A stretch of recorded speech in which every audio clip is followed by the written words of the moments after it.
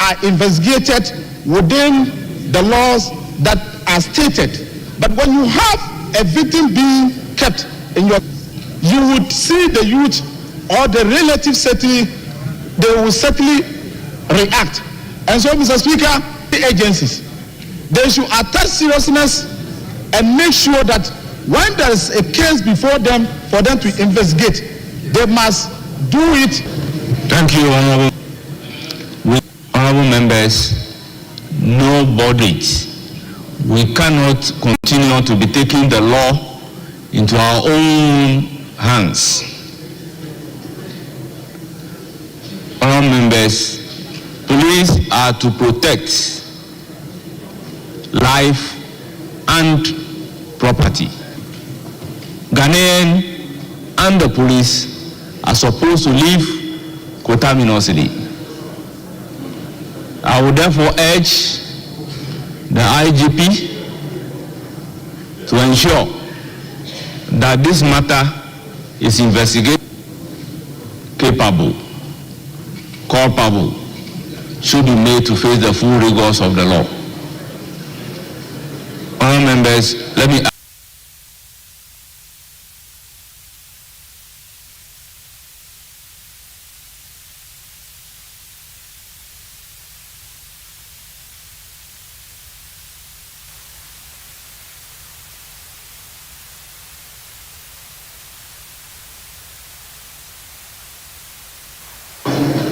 members, yesterday there was a statement made by, and in the course of the debate, Honorable Majority Leader promised to verify.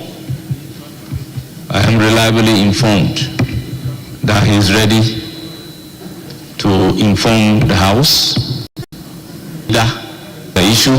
Members, we must be circumspect and operate within Standing Order 93(5). Honorable Majority Leader, you have the floor. Thank you very much, Mr. Speaker. Mr. Speaker, as you rightly whip of the Special Prosecutor at the Office of the Special Prosecutor. Secondly, he drew attention to a joint police-military entry into the private residence of the former, a lot of debate,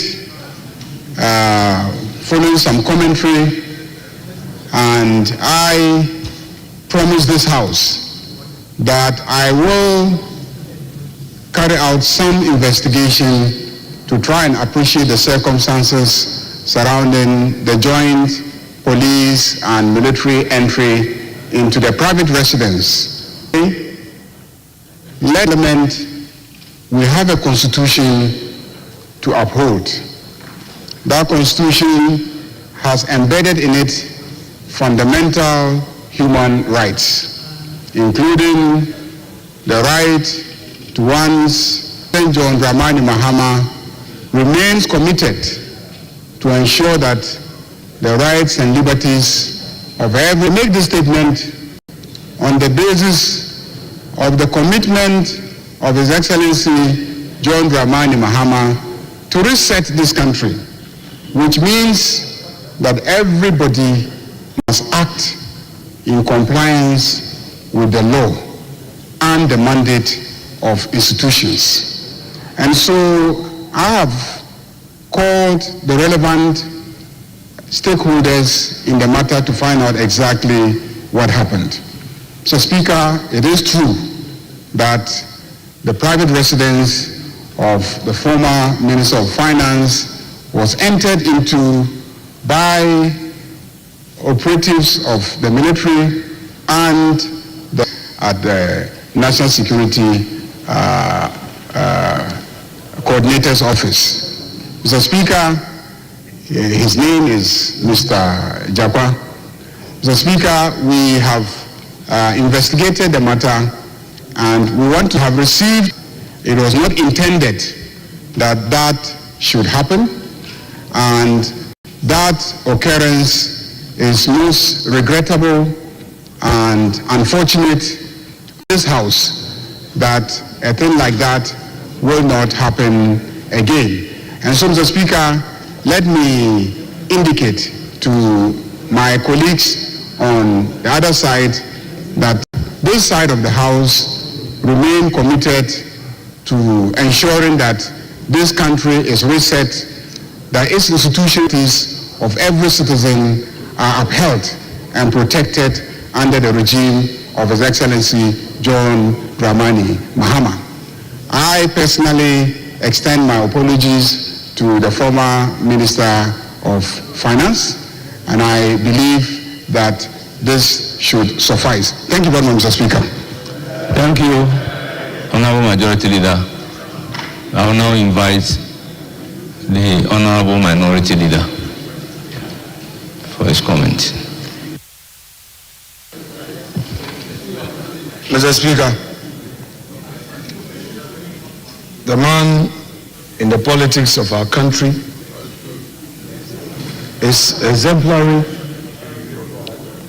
and must be commended. Mr. Speaker, the South, I was taken to the North Gate in ensuring that this matter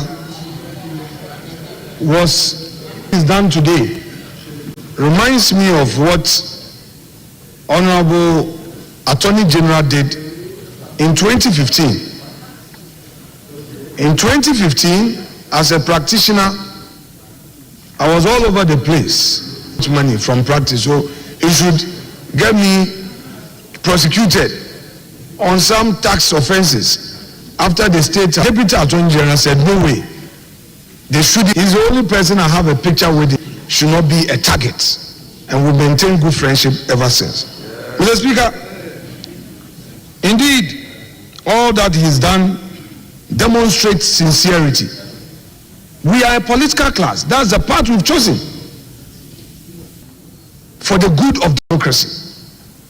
Mr. Speaker, Ghanaians have told us something. When they are fed up with you, they are fed up with you. Mr. Speaker, in 2000 elections, after Kufuor won, some of us as student leaders thought that NDC will never come into office again because it was so devastating. But within 8 years, Ghanaians were already fed up with the MPP administration and they got a nod. Then fast forward 2016, when we had 169 seats, we thought it was all over for NDC. Here we were, in less than 4 years, the thing reduced to 137. We had to eat a humble pie. So, as I always quote the Frenchman, c'est la vie, this is life. Mr. Speaker, I'm leading a mighty few. In ECOWAS Parliament is known as a sincere partner when it comes to resolving conflicts, and he's demonstrated it here. So, my respected leader, I want to assure you, respect each other. Let's use words that are complementary. Hold those who are the lowest ebb up and bring them up. If she does it, we'll compliment. Let's celebrate each other. So, you are an NDC, proudly so. Don't let us use this platform to denigrate even our leaders. Sometimes, and let me caution all of us, the 2024 elections, check the percentage turnout. In Central, we didn't go beyond Upper East, Upper West. Greater out the percentage turnout because of our conduct. Some say, are you apologizing? I said, when you need to correct the wrong, swallow your ego. At least that's what I've been taught. It doesn't matter. And if they to an individual to encourage our state institutions, especially those public servants who, when they see a change of government, they want to prove something to the new political masters. Me, I've been working with them, I know. They want to please. Some of them are changing their lives today. the majority leader has made it clear that they cannot act in the name of the government, then they would go scot-free. If there is due process, must be for colleague. Extend to His Excellency the President of the Republic that with this we will also accord him every courtesy due him as President of the Republic. We would cooperate and oppose when we have to oppose. After all, our duty is to oppose you. Our people to advance this democracy. That Mr. Kenufo, he's traumatized by the labeling adjective described to his person, but he still knows that his God is with him. He's undergoing some medical procedure. In fact, I had an early morning engagement with the chief in receipt of the letter. He was very sincere in telling me that. So within reasonable time, engage constructively, assure him and his office that if there was any miscommunication, I, as a leader of my side, is assuring him that the man will make himself available. He left the country with permission. He would come, and if there is anything that has to be investigated, he will make himself available. It's not easy to serve your country, and I'm sure all shall be well for the good of us all. Mr. Speaker, I thank you so much for this opportunity, and thank once again the majority leader. Members, let me use the opportunity to thank both the majority and the minority leader for setting an exemplary life. All members is that with decorum and decency. I thank you. I will then call on Honorable Nana Asafo Aje Aye, Member of Parliament for Bosomi Freho constituency, to present his statement.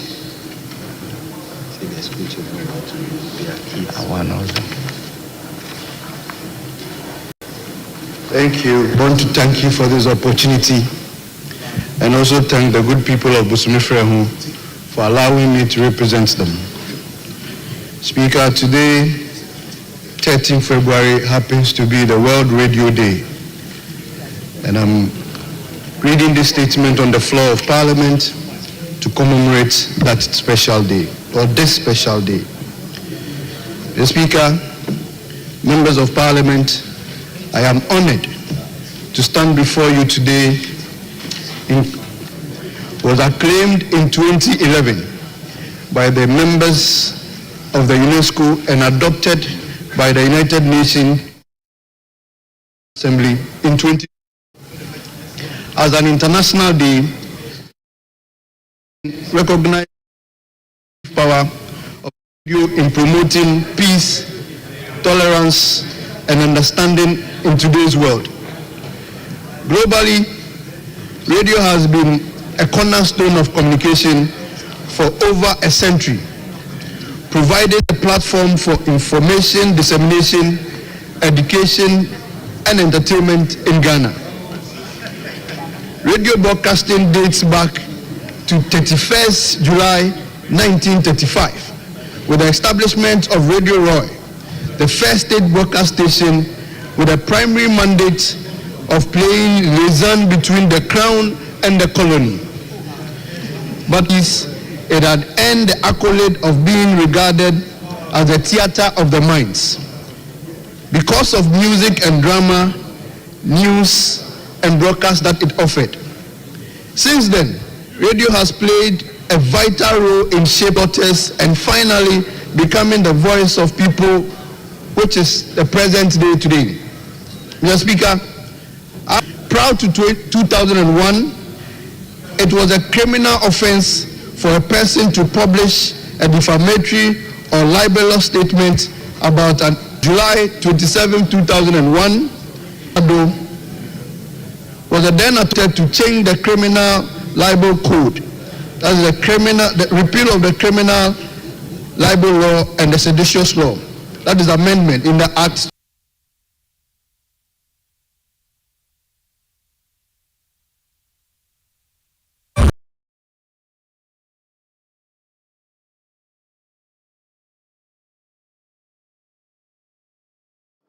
I cannot address my submission for your honorable self and House without referring to the significant contribution journalists on radio have made in our country.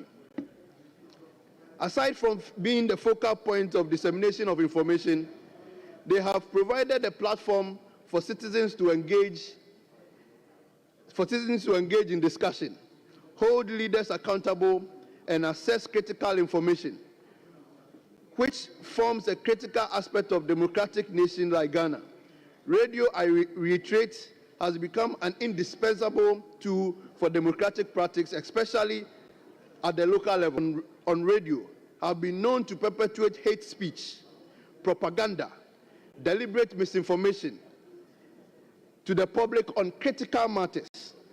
These practices have the potential to incite violence, undermine national cohesion, and erode trust in the democratic institution.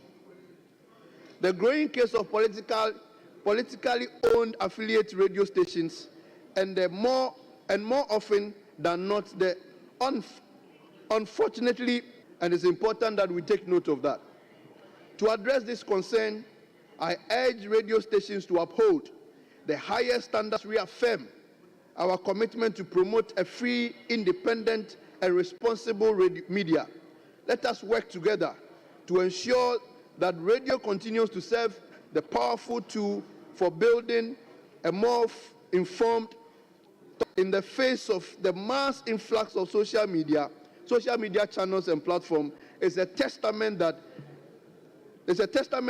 to the United Nations. The Speaker, I am grateful again for giving me or granting me this opportunity, and I'm thankful for the House for indulging me. Thank you, Mr. Speaker. Mr. Speaker, let me thank you for the opportunity to contribute to the statement in honor of the World's Radio Day, and to commend the maker of the statement for bringing this matter to fore. It affords us an opportunity as Parliament, as guardians of human rights. What has been the role of the Parliament? At least today, Ghana can celebrate, Mr. Speaker. We are comparable even to the United States. The number of FM stations in Ghana today exceeds 300. That has given room to the ventilation of ideas. I agree with him when he says criminal libel. Yes, the law has been repealed, but you have Ahmed Swale and others who were murdered in the course of service. That is heavier, and that is what we all must commit, that tolerance. That's why, Mr. Speaker, I'm paraphrasing his words. The theme for today is peace, tolerance, and understanding. If there is tolerance, you won't have journalists being murdered. If there is tolerance, even members of Parliament. Mr. Speaker, I've always said that the Honorable Asensio Chiri's right to speak ends at my right not to listen. He has a right to speak. So if he speaks, I also choose that I won't listen. But with respect, I should recognize that he has a right to speak. I wish the majority leader was still here, Honorable Mahama Yarga, far back a decade ago when he was Minister for Information. Take GBC, Mr. Speaker, for instance. Are they a state broadcaster? Are they a public broadcaster? We don't know. It's a source of misinformation.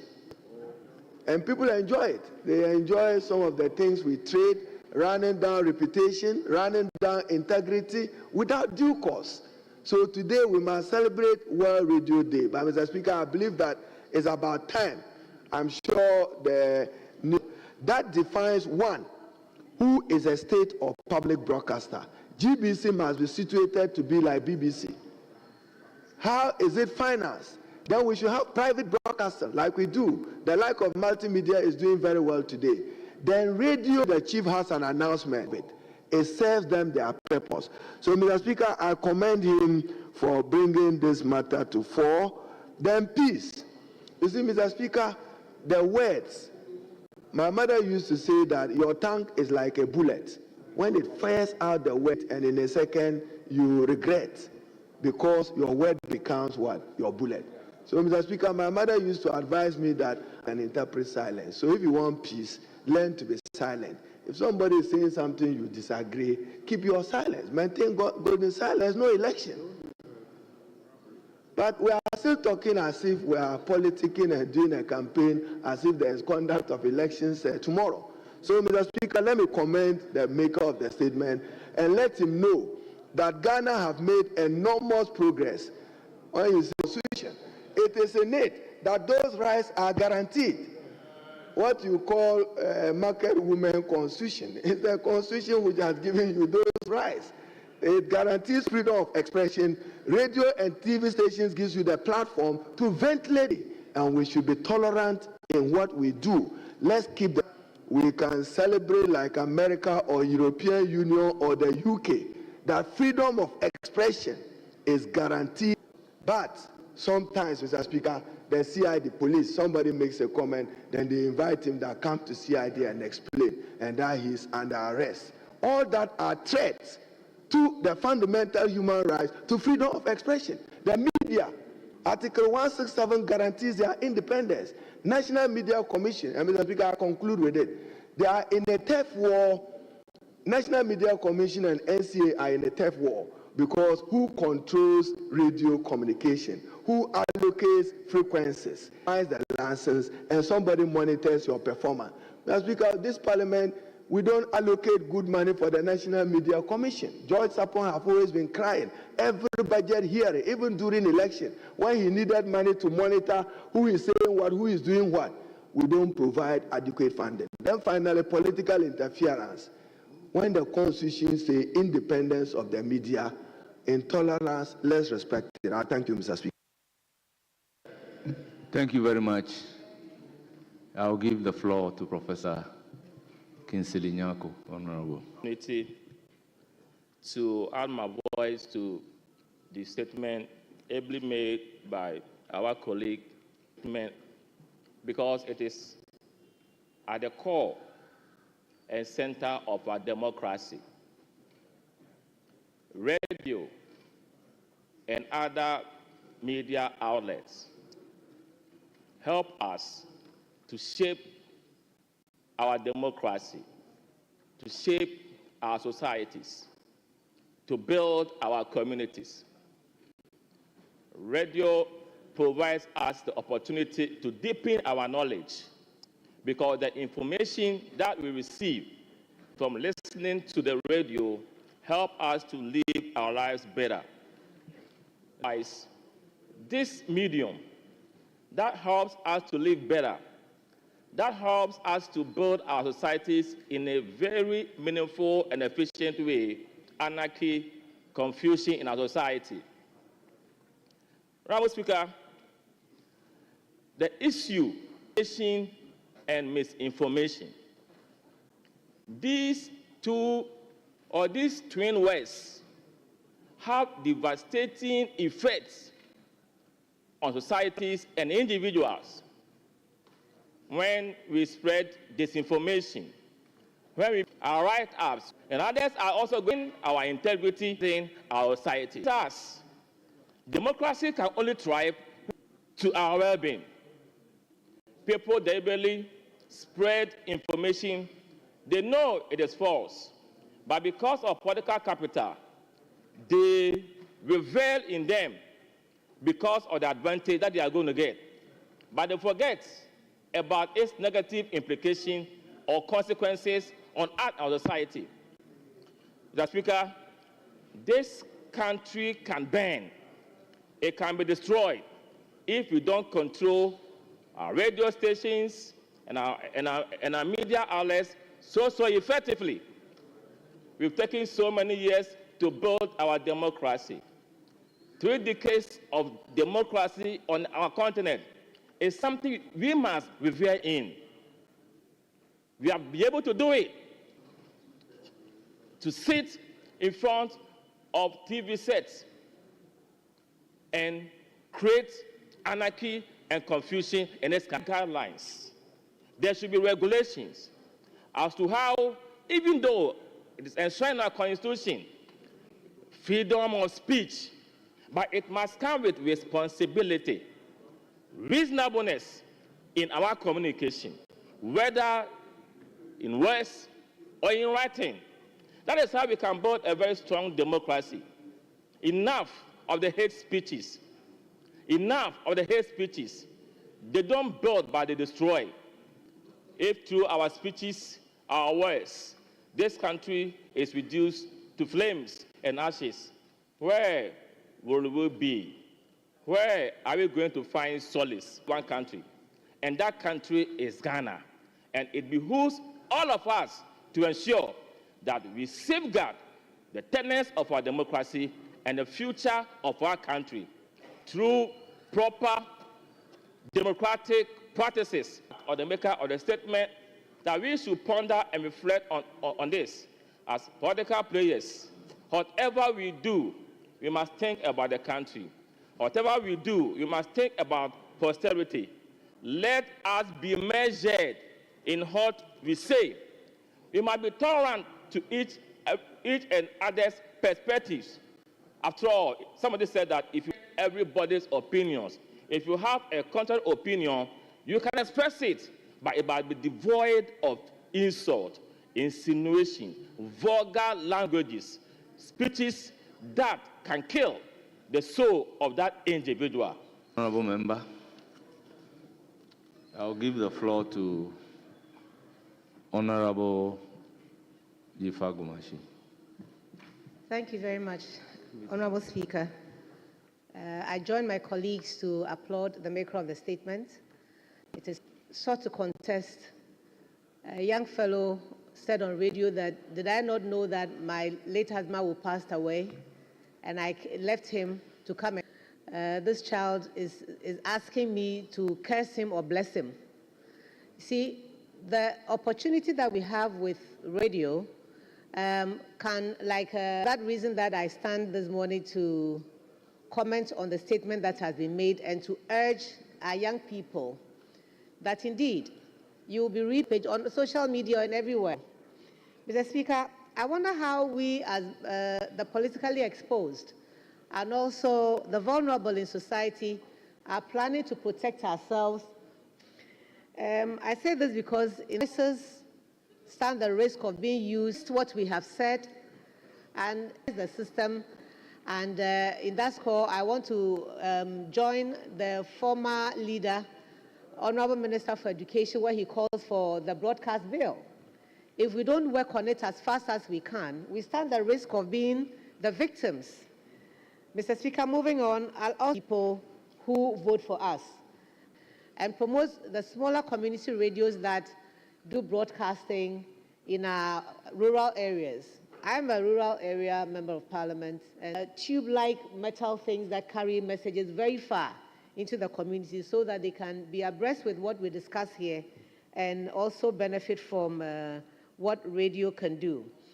When I was growing up, I interned at GBC under the late Carl Ajimambanaman, and one else. Indeed, if radio gets results, what kinds of things are we saying on radio today to get the results that we want? Radio gives us opportunity to educate, to inform, and to entertain. But I think that we've reduced what is positive, and statement is in the right direction.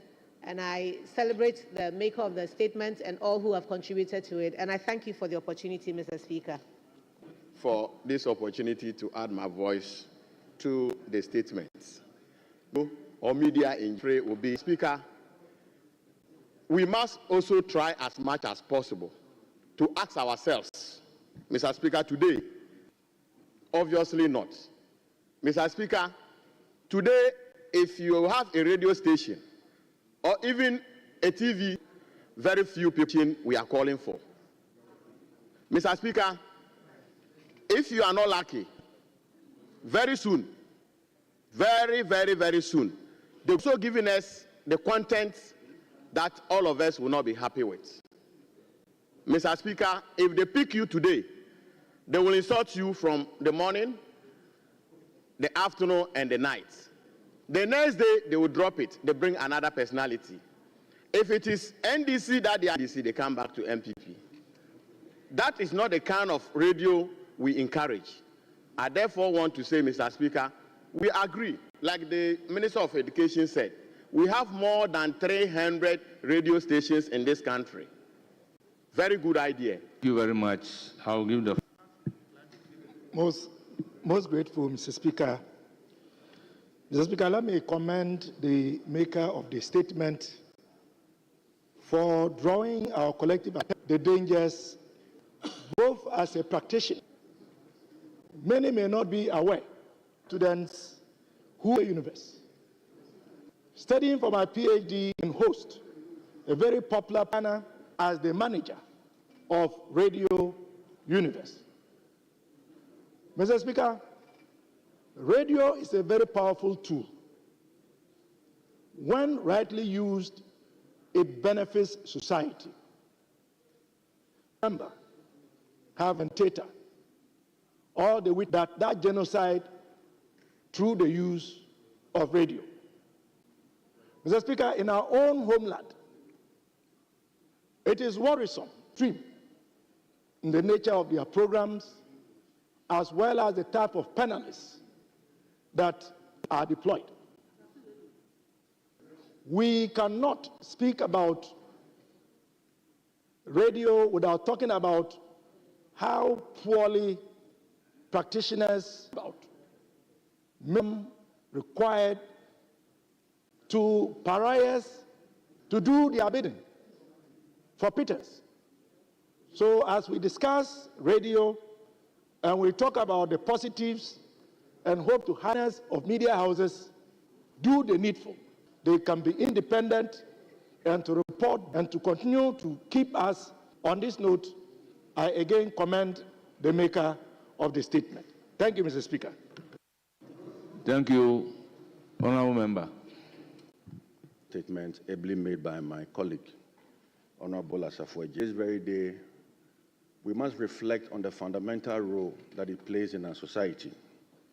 Mr. Speaker, radio helps in promoting access to information.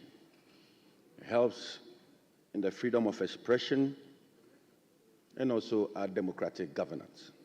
The independent and diverse media landscape, Ghanaians to express themselves, that we are witnessing live. They have authorized the National Communications Authority to furnish in the last 60 days of the minister cannot be underestimated. We ought to be careful as a country. I really do not see why a minister would issue a statement that frequencies issued in the last 60 days should come under audit. I really don't understand that. NCA's issuance of spectrum allocations is governed by an act that was enacted in this very house, the Electronic Communications Act 2008, of the act that talks about the independence of the NCA, which says the NCA shall not subject to the direction or control of any person or nation. Cannot, young minister must be mindful. We were in this country when licenses, the brouhaha, and the noise that erupted in our country. Democracy. Ghana is developing, and it's important that it needs to be measured. We are looking, we are monitoring, and I think it's important that as a member of parliament, I draw his attention to the path that he has taken. Protecting radio frequencies in this country needs to be independent to score political points. Mr. Speaker, with these few words, I commend the maker of this statement, and I pray that we issue more licenses and get to the stage where even the fee that people pay for radio licenses is reduced minimally, so that every constituency in this country, we could have one constituency, one radio station, at least one constituency, one radio station, which will help in... The maker of the statement is one I highly commend for making such a very important statement. Mr. Speaker, is Radio and Climate Change 2025. That's the theme I have, Mr. Speaker. And Mr. Speaker, it goes to buttress the point that radio is a very powerful tool. We need radio. There have been several good works done by radio presenters, and we've really not paid attention to these people. Mr. Speaker, soul, who is resting with the Lord, Mr. Speaker, Komla Dumo, he got us to understand that radio can bring in a lot of good stuff that we like. Mr. Speaker, this is a man who was educated. It's not for nothing that today we have the World Radio Day themed as radio and climate change. That is true radio. It's true education. It's true information.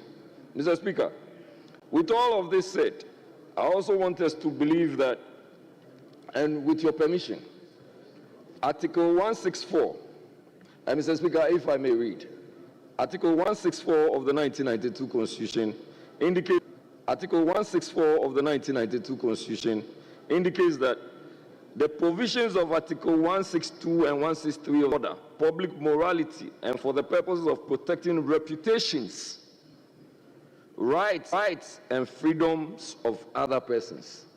Mr. Speaker, what radio does is to ensure that there is public order and public safety. Radio is to ensure that there is public order and public safety. Radio is not meant for causing troubles. Mr. Speaker, when there is a result of how we do for public religious issues, traditional issues, cultural, what we have been trained to be. And that is where propaganda comes in. When you do not have the facts, when you do not have the wherewithal, when you do not know what you are about to say, true facts. Don't just go and use the radio as a platform to damage the reputations of others because you just have the opportunity to do so. Mr. Speaker, with this, I also want to commend all radio presenters worldwide, and especially in Ghana, especially that they have turned themselves into without believing, just to damage people. Mr. They've been set up. Thank you very much, Mr. Speaker, for granting me this opportunity. Thank you, Majority Leadership.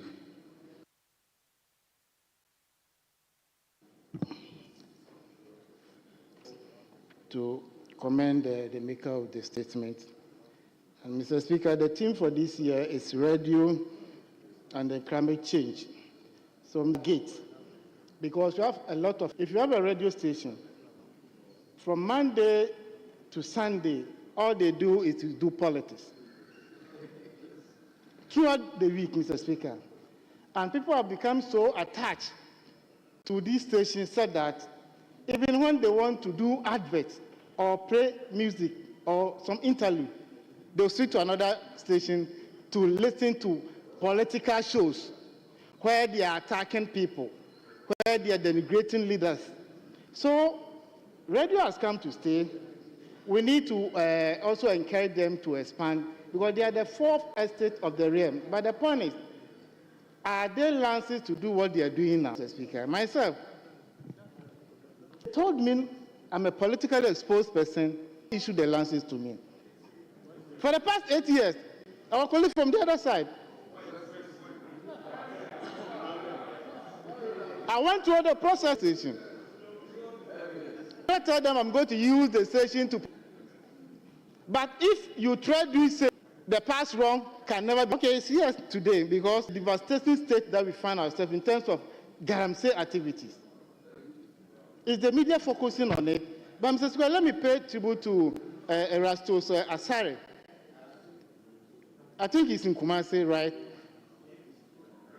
This guy has done so well in terms of galamsey fight. It got to a point even he needed to run for his life because his personal life was under attack. And he has brought a lot of issues to the fore for people to discuss it. So now that we are seeing some clean waters around us, it's by effort of some of the media houses. The rest can also join. So that at least this kind of, yesterday we were talking about Trump cutting some aid to African countries, and we were crying that there will be the 150 million Trump is bluffing on us. So, Mr. Speaker, let's encourage the media, but they must be responsive. They must bring to the fore issues affecting communities, issues affecting humanities, so that at least their presence will be felt by all of us. It's not about doing politics 24/7. It's not about trying to pick an individual, attacking them from morning to evening, because somebody is behind it. Always there are sponsors. Let's go after this person so that the opportunity will be given to us. The media independence is there, the constitution is clear. They should leave up to there, should be there to check us. When you know the cameras are on you, it will shape whatever you say, whatever you do. So our actions and inactions will be shaped by the media landscape. So we encourage them to do more, and we need to also invest in what they do. Sometimes, some media houses, Mr. Speaker, today, some are paid 300, 400, or 500 Ghana cedis. How do you expect them to do quality work for you? We need to find a way of also dealing with somebody 4, 5. I've not mentioned the station, so it's not like I'm disclosing somebody's salary, but that's the reality. So, Mr. Speaker, we need to do more to encourage our brothers and sisters in that sector so that they can also help us shape our society. In the name of Honorable Matthew Nyindam, MP. Thank you, Mr. Speaker. Mr. Speaker, thank you for giving me the opportunity to make this statement on the devastation to bring to the attention of the Honorable House, namely Blajai, Bola, within Pandai. This tragic event has led to a widespread destruction of agricultural produce, particularly posing a significant threat to the livelihood for the people of Pandai. It is a way of life, a very vital source of sustenance, and a cornerstone of our local economy. The devastating fire, which erupted between us in a matter of hours, months of relentless effort, sacrifices, and investment, I contacted the NADMO to expedite their investigation to establish the cause of the fires and bring to book indicate that the fire was largely caused by bush fires. A thorough understanding of the underlying factors will be crucial in formulating and implementing decisive preventive measures. Mr. Speaker, as I address the House fire, furthermore, preliminary assessment indicates that more than 30 barns containing over 198,000 now into financial terms, underscoring this extensive damage and economic hardship inflicted by these unfortunate bush fires. Mr. Speaker, the magnitude of this catastrophe cannot be overstated. It is not merely the loss of crops and food supplies that we mourn, but the destruction of livelihood, aspiration, and financial stability as their cultivations, and then with crippling debts and no means of recovery. Furthermore, the yam sets intended for the next planting season has been completely destroyed, jeopardizing the future agricultural cycle. Local markets, which depend on decisive action, is not taken, and threatening the borders of food security of our region. Mr. Speaker, it is also worth mentioning that the food shortage resulting from this disaster will extend beyond my constituency. Many regions rely on the yam produced in Pandai, which is widely recognized for its yam production. This loss coming in the wake of adverse effect of last year's drought will have a cascading impact across the supply food chain, potentially driving up the price of yam. Mr. Speaker, this crisis demands immediate and decisive intervention. In the light of the severe impact on lives, livelihood, and food security, I make the following urgent appeal. 1. Emergency relief and humanitarian aid.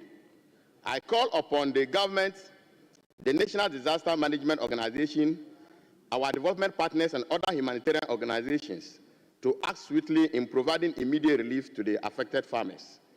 This should include essential foods.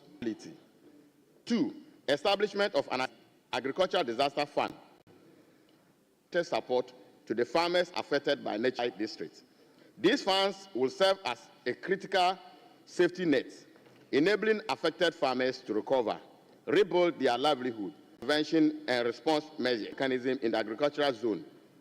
I urge the government to invest in early warning systems and enhance community education on fire communities regularly to provide guidance on fire prevention and management. 4, compensations and insurance for farmers. It is imperative that we establish a robust agricultural insurance scheme to protect farmers from unforeseen disasters of this nature, collapse in agricultural communities when such disasters occur. Mr. Speaker, this heartbreaking incident is more than just citizens to prolong hardship with further endangering our agricultural economy. We must confront to feeding the nation are not left without support they desperately need. As a rep affected by this disaster, I assure them that I will continue to advocate for their cause until concrete solutions and meaningful that affected farmers and their communities can recover and rebuild. I trust that this Honorable House will give due consideration to this appeal and support measures that will safeguard the livelihood of our hard-working farmers. Let us all as leaders, policymakers, and a nation unite to transform this moment of loss into an opportunity for resilience and for the opportunity. Honourable members, that is the statement. Honourable Joseph Kuma. Thank you, Mr. Speaker, and thank you, Honourable Matthew Nyindam, for the statement. Mr. Speaker, the reoccurrence of fire, which has become perennial, say year in, year on, we've been discussing these things without solution. I remember my old boy Bamboy did a statement that year. That was the 8th Parliament. Honorable Bola Bamboy did a statement on bushfires, the devastating nature of bushfires, and its economic effect on our lives and farmers. The contribution that year was, can't we engage the fire service, or as a nation, we agree on early burning, because no matter what we do, the bushfires will follow us. Mr. Speaker, as I'm talking to you today, let me sympathize with the people of Pandai. And I know the maker of the statement said, I know how hardworking they are. Majority of the yams we see at Konkumba Market, Kintampo Market, and all over are from some of those places. Mr. Speaker, as a nation, if we don't take concrete steps to accept a particular policy, by early burning means when the bushes are becoming yellowish, we don't wait till they become very dry, so that the National Fire Service, through the Fire Volunteer Program, will monitor the burning gradually. Mr. Speaker, as I'm talking to you, Kintampo North, 2 houses and not less than 5 farms have been burnt. A family left their home to Kintampo Market at Congo in the Kusu area. By the time they returned, the fire started from far, got to their home, burnt. It is a parade on my own. What are fire service people to use for fire volunteer? Succeed if we don't make it a. We should accept early burning as a nation, because no matter what we do, the bushes will be burnt. If you leave them, you have left petrol in the system. let a driver smoke or anybody passerby smoke. Honourable member, conclude. Thank you, Mr. Proposer. That we do a national. I give the floor to. And let me use this moment. It is often said that from the month of January up to now, we've experienced a lot of fire or devastating fires across the country. We've experienced some in, Cantamanto, and we've seen other markets burning.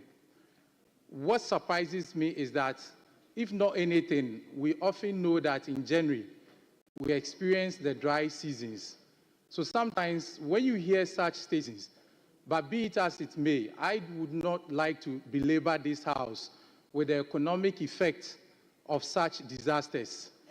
And I will use this opportunity to pray for this House and also ask the disaster management bodies in this country to go in assistance of these farmers.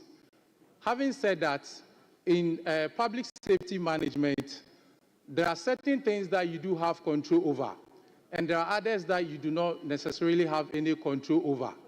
So instead of we frequently asking NADMO and other disaster management committees to oftentimes come in aid of such disaster management victims, I would rather ask that NADMO and such institutions go into research-based institutions where they will know when and how these issues happen and come to the rescue of the people. As mentioned by previous speakers already, these are perennial events that we keep experiencing them. So for instance, we've been experiencing perennial flooding events in this nation. And we've been seeing these perennial disasters almost every year. He can bet that in that particular year, Accra was going to flood. So that being said, it is known to us the flood-prone areas. What prevents in place preventive measures so that these perennial disasters do not happen? Because when they do happen, we happen to spend a lot of resources in putting back things where they are supposed to be. In the same way, I would ask that NADMO and other disaster management bodies should actually help in educating people in such dry areas, and also to encourage them that in such dry seasons, they do not go into burning the bushes and putting in place or engaging themselves in activities that will lead to such fire rates. Mr. Speaker, thank you for such an opportunity, and I pray that we'll go into the assistance of these victims. Thank you. At a better time.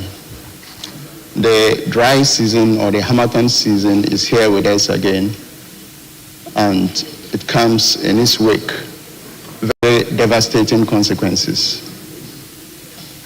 To prepare for the season, every year we come to lament over the effects of bushfires. But every year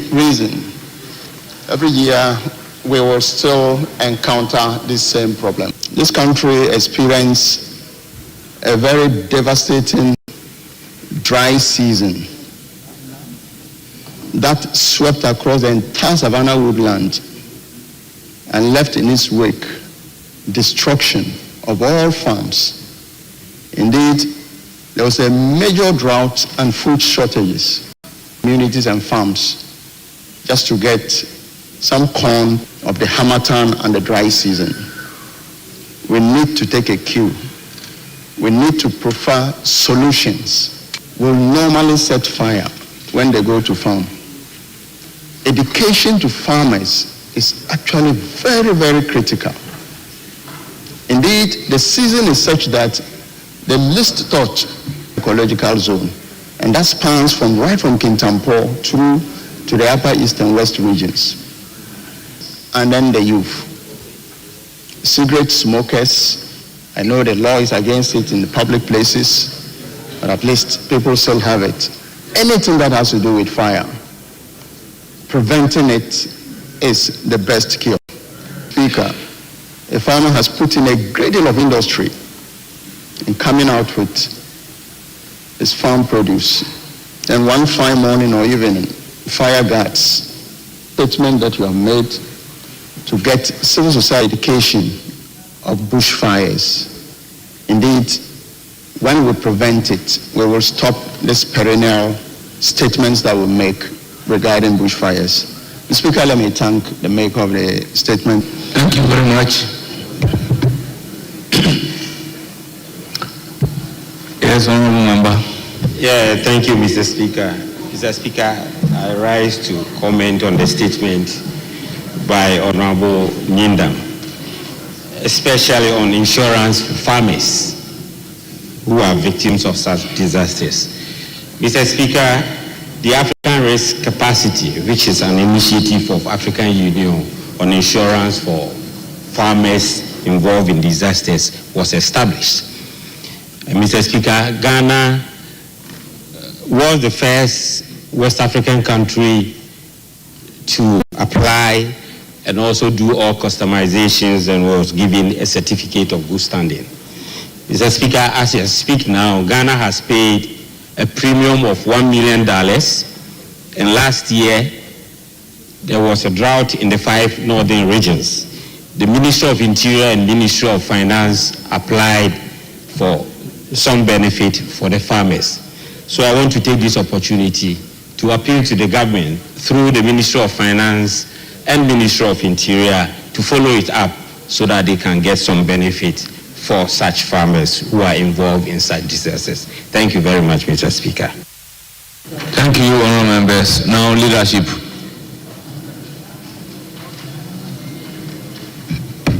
Minority leadership.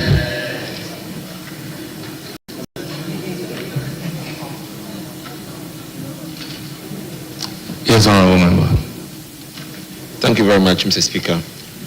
Mr. Speaker, we all thank the maker of the statement for such a brilliant piece. Mr. Speaker, first and foremost, we would like to tell him to send to his constituents that Ghana will definitely stand behind them for them to be able to.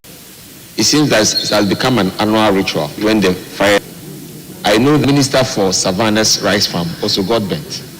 So it shows that there's something amiss about these fires that keeps coming to our doorsteps. But unfortunately, it seems that when you sometimes also advise Ghanaians, they get offended. Some basic things that farmers can also do as buffers to make sure that the fires don't spread from one farm to the other. They won't do it. Can we as a country continue to throw our money into the dustbin through bushfires or floods? I remember one day there was some floods in my area, and I'd advise those who were staying in flood-prone areas to always have a plan B. Continue to be an annual ritual that will come to this house to only come and complain. We should prevent them in the first place. And I believe that they make prevention a part of our attitude. Mr. Speaker, this country will continue to wallow in poverty, especially in these areas, because we all know that farming communities are one of the poverty-struck areas in our country. Because first and foremost, the farm business itself is not generating the incomes, or quite believe that, like all should ensure, they put in spreading. As for the fire service, that we are in the dry season, God be our help. But prevention is always better than cure. Thank you, Mr. Speaker, for the opportunity to add my voice to the matter. For me to make some remarks about this good statement that was delivered by my brother from Pandai. Mr. Speaker, 1983 is still fresh in our minds. 42 years ago, the devastation that we suffered as a country, many farmers are yet to recover. And I can say, if you go to a place like the Afram Plains, that cocoa farms that were destroyed at the time have never been able to be reconstructed again.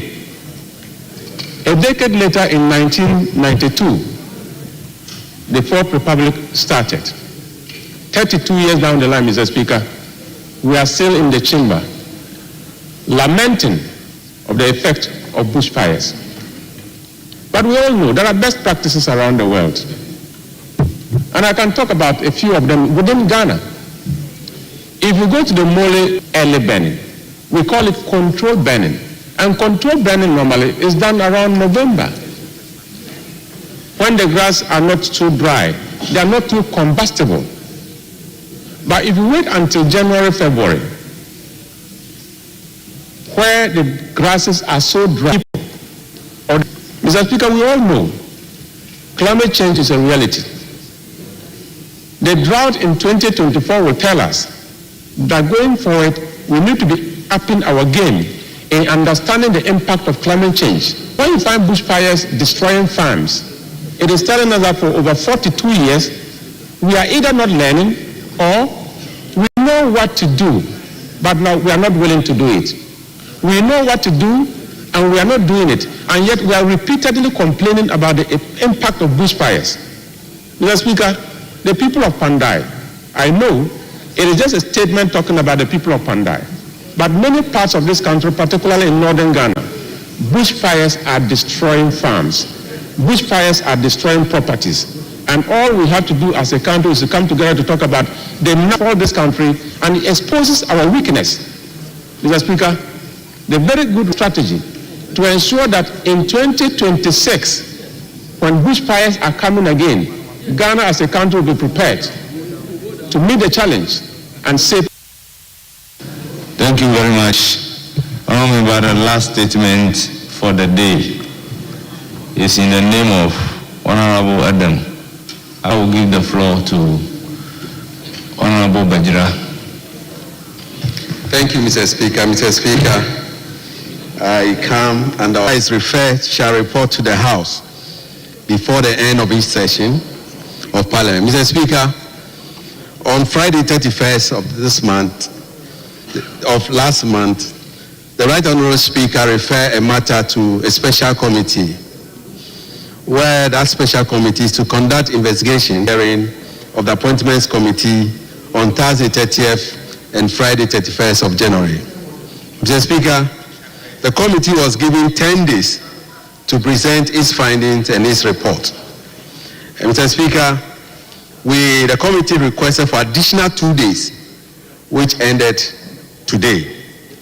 And so, Mr. Speaker, your committee has, Speaker, to give us additional 1 week, that next Thursday, your committee will conclude its work and present its report to this House. Thank you, Honorable Member. I am inclined to indulge you, but in order not to be taking the dates in pieces, when do you think you can conclusively bring Mr. the Speaker, reports? next week, Thursday, your report will be ready and presented to this House. Mr. Speaker. All members, accordingly, the time within which the committee is supposed to present the report is accordingly extended to next week, Thursday. Thank you. Honorable Eric Adam Agbana, you have the floor. Mr. Speaker, I'm grateful for the opportunity to make my maiden formal statement since joining this House about a month to the dire state of Ghana's rent regime, a system that has become a major source of frustration and hardship. The cost of rent in Ghana is alarmingly high, access to affordable housing is limited, and the regulatory business, formerly Twitter, in the country. It is therefore imperative that we act with urgency, discuss this challenge, and prefer sustainable solutions. Mr. Speaker, let me begin by highlighting the challenge, particularly Accra, Kumasi, beyond the reach of the ordinary Ghanaian. Some landlords unilaterally increase rent without justification, and tenants who cannot afford the new rent rates are evicted in an undignified manner. This places an unbearable financial burden on tenants. Mr. Speaker, Ghana faces a housing deficit of over 2 million units with substandard living conditions. Mr. Speaker, weak enforcement of rent laws. While the law stipulates that landlords should not demand more than 6 months' rent in advance. Enforcement is virtually non-existent. It is common for 220. Many tenants are forced to comply with these arbitrary demands due to the power imbalance between landlords and tenants. Mr. Speaker, it is crucial that we revisit the rent bill, which was laid before Parliament in March 2023. This should serve as a wake-up call to urgently address the rent crisis facing the people of Ghana. This is important because President Mahama also promised same in the run-up to the 2020. The absence of clear rent control system has allowed landlords to charge arbitrary rates, revise rents without justification, and unfairly evict clients or tenants. Mr. Speaker, the causes of the crisis. Mr. Speaker, ineffective rent control system, limited access to mortgage, uncoordinated government housing policies, and the high cost of building materials have been identified as some of the causes of the crisis in the rent regime that we currently face. Rent Act, as outlined under Section 4.2.6 of the NDC's Resetting Ghana 2024 Manifesto, the government must review the Rent Act to introduce standardization in residential housing and enforce quality control in the built environment. Mr. Speaker, restructuring of the rent department into a Ghana Rent Authority to resource and give the necessary support to ensure that the interests of both tenants and landlords are balanced. Mr. Speaker, the establishment of a national rent assistance scheme. Again, this is one of the solutions outlined in the NDC's 2024 manifesto, and it is important to hold the government accountable to that. The state must support low struggling to pay lump sums upfront.